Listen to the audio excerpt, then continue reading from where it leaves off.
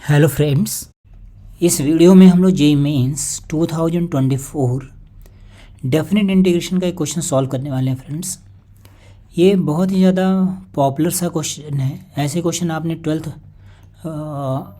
में जो आपकी स्कूल बुक होगी, जैसे एनसीईआरटी हो गई या फिर आईएससी बोर्ड की बुक्स हो गई, उस बुक में भी इस तरह के क्वेश्चंस रहते ही हैं। इस तरह के क्वेश्चंस को सॉल्व करने का एक पैटर्न है। तो चलिए हम लोग देखें। हमारे पास cos 2a का फॉर्मूला होता है फ्रेंड्स, है ना। cos 2a का फॉर्मूला क्या होता है? यह जाता है 2 cos स्क्वायर a माइनस 1, और यही फॉर्मूला किसके इक्वल हो जाता है? 1 माइनस 2 साइन स्क्वायर a के इक्वल हो जाता है। ये फॉर्मूला बहुत ज़्यादा यूज होता है, तो ये आपको याद रखना है और इसको कैसे यूज करना है ये भी सीखना है। तो जो भी इंटीग्रेशन में हायर पावर का क्वेश्चन है, जैसे यहाँ पावर 4 लिखी हुई है, तो यहाँ पे हम लोग क्या करेंगे, इसको हायर एंगल्स में कन्वर्ट करेंगे। पावर को रिड्यूस करके यहाँ पे एंगल को बढ़ाने लग जाएंगे। पहले एंगल को डबल कर देंगे, फिर एंगल को 4 कर देंगे, फिर एंगल को 8 कर देंगे। इस तरह से हम लोग एंगल को इंक्रीज़ करने लग जाते हैं। तो इसी वाले फॉर्मूले का यूज़ करेंगे। इस फॉर्मूले में कौन सा पार्ट यूज़ करने वाले हैं हम लोग? जहाँ हमें कॉस स्क्वायर ए दिखेगा उसको लिख देंगे हम लोग 1 प्लस कॉस 2a बाई 2। अगर आप ऐसा लिखेंगे, ऐसा हम लोग लिख क्यों रहे हैं? क्योंकि हमें जो हमें इंटीग्रेशन मालूम होता है वो किसका होता है? वो कॉस एक्स डी एक्स होता है। इसकी वैल्यू क्या हो जाती है? साइन एक्स प्लस सी। हमें ये पता होता है। दैट्स वाई हम लोग इसको इस वाले फॉर्म में कन्वर्ट कर रहे हैं। तो चलिए इस वाले इंटीग्रेशन को हम लोगों ने कन्वर्ट कर लिया। देखिए क्या लिखेंगे, दिस इज 0 to π/3। यहाँ पे जो पावर 4 है वो पावर 4 डायरेक्ट कन्वर्ट नहीं होगी, बट हम लोग स्क्वायर वाले टर्म को कन्वर्ट कर सकते हैं। स्क्वायर टर्म को क्या लिखेंगे? Like this. देखिए यहाँ पे कॉस स्क्वायर एक्स को क्या लिखा हम लोगों ने? ऐसे। तो एक्स की ए की प्लेस पे क्या हो गया? एक्स। यहाँ ए की प्लेस पे क्या लिख देंगे? एक्स। तो ये हमारा कन्वर्जन हो गया। अभी इसमें हर एक चीज़ आप अभी भी इंटीग्रेट नहीं कर सकते हैं। क्या करेंगे? इसको ओपन करेंगे हम लोग। तो 1/4 तो बाहर आ गया इंटीग्रेशन साइन के। This is limit 0 to π/3 1 plus इसका होल स्क्वायर लिखेंगे 1 plus cos square 2x plus 2 times cos 2x dx, ऐसा लिखा। देन अभी हम लोग कॉस स्क्वायर एक्स को फिर से कन्वर्ट करेंगे फ्रेंड्स, इस वाले मेथड। देखिए कॉस स्क्वायर 2x है ना, सेम फॉर्मूला अप्लाई करके फिर से कन्वर्ट करेंगे। क्या लिखेंगे? 0 to π/3 1 plus cos 2x divided by 2। ये कन्वर्ट हो गया ये वाली चीज़, तो यहाँ आ जाएगा 4x। 2 into 2x that is 4x plus 2 times cos 2x dx। अब इसमें जो हर एक टर्म है, हर एक टर्म के ऊपर पावर कितनी होनी चाहिए? 1 होनी चाहिए। देखिए तो जितने भी टर्म्स हैं सभी में पावर्स कितनी है? 1। मतलब ये इंटीग्रेबल फॉर्म में कन्वर्ट हो गया है। और इस तरह के क्वेश्चंस फ्रेंड्स देखिए मेंस में पूछा गया है ना। मतलब मेंस में सारे क्वेश्चंस टफ नहीं होते हैं, बहुत सारे क्वेश्चन होते हैं बहुत इजी होते हैं।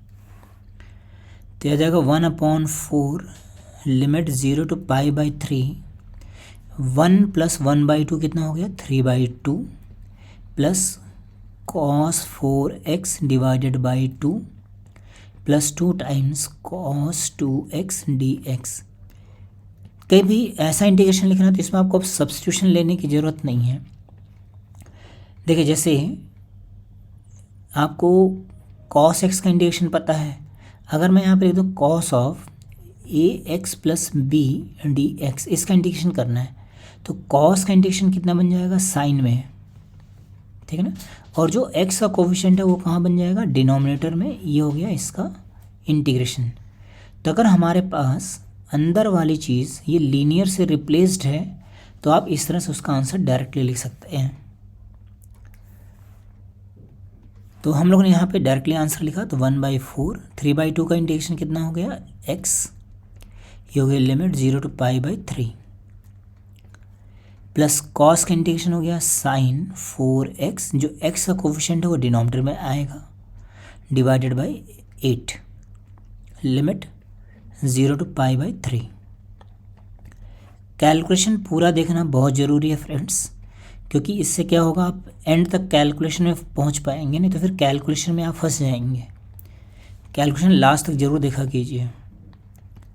यह आ जाएगा 1/4, ये लिमिट हमने सब्स्टिट्यूट कर दिया 3/2 इंटू π/3, ज़ीरो पुट करेंगे तो ज़ीरो ही हो गया। यहाँ पे हमने लिखा साइन 4π/3 डिवाइडेड बाई, यहाँ पे आ जाएगा 8 और साइन 0 हो गया, ये हो गया साइन 2π/3। ये हमने लिमिट सब्स्टिट्यूट कर दिया। देखिए जो एंगल है, जैसे साइन π/3 की वैल्यू आपको मालूम होता है √3/2 होता है। अब ये वाला एंगल देखिए किस क्वाड्रेंट में है, ये है सेकंड क्वाड्रेंट में। तो सेकंड क्वाड्रेंट में साइन पॉजिटिव होता है, इसका मतलब आपको यही मिल जाएगा। तो ये बेसिकली 2π/3 का मतलब क्या हो गया, पाई माइनस π/3। फिर ये वाला जो 4π/3 है, 4π/3 का मतलब हो जाएगा पाई प्लस π/3। तो ये जो एंगल है ये थर्ड क्वाड्रेंट में है, तो साइन थर्ड क्वाड्रेंट में क्या हो जाता है, नेगेटिव। तो इसकी वैल्यू कितनी हो गई फ्रेंड्स, ये आ गया 1/4 π/2, ये नेगेटिव में आ गया, नेगेटिव √3/2 मतलब 16, एंड दिस इज √3/2। तो 1/4 अंदर मल्टीप्लाई कर देते हैं तो हो जाएगा π/8 प्लस, इसको सब्ट्रैक्ट करें तो हो जाएगा 7√3/16 इंटू 4 64। यही हमारे पास आंसर हो गया फ्रेंड्स। अब आपको इस आंसर को मैच करना होगा गिवन पार्ट से। क्या गिवन था आपको, देखिए आपको गिवन है πa प्लस √3, मतलब πa प्लस b√3, इसकी वैल्यू कितनी आ गई, π/8 प्लस 7√3 डिवाइडेड बाई 64, ऐसा आ गया। तो यहाँ से a को डायरेक्टली कंपेयर करना है ना आपको। a कितना हो गया 1/8, b कितना हो गया 7/64। a and b are rational numbers, तो आपको ये चेक कर लेना वेदर दे आर रैशनल और नॉट। तो ये रैशनल है। अब हमें किसकी वैल्यू निकालनी है, 9a प्लस 8b की वैल्यू निकालनी है। तो हो जाएगा 9/8 प्लस 7/8, मतलब हो गया आंसर 2। यही आंसर हो गया फ्रेंड्स। तो आपने देखा ना कितना इजी सा क्वेश्चन है जेईई मेंस में, और ये बहुत ही पॉपुलर सा क्वेश्चन है फ्रेंड्स। कहीं ना कहीं आपने इंटीग्रेशन में ऐसा कुछ सॉल्व कर रखा होगा ज़रूर, बट यहाँ पे आप एक प्रोसीजर का ध्यान रखिए। अगर हायर पावर्स हैं तो मतलब उसको हायर एंगल में कन्वर्ट करना है, तो उससे क्या होता है क्वेश्चंस इजीली सॉल्व हो जाते हैं। अगर आपको कोई दूसरा मेथड नहीं आता है तभी भी ये क्वेश्चन सॉल्व हो जाते हैं। आई होप आपको वीडियो समझ आया होगा फ्रेंड्स। Okay, thank you.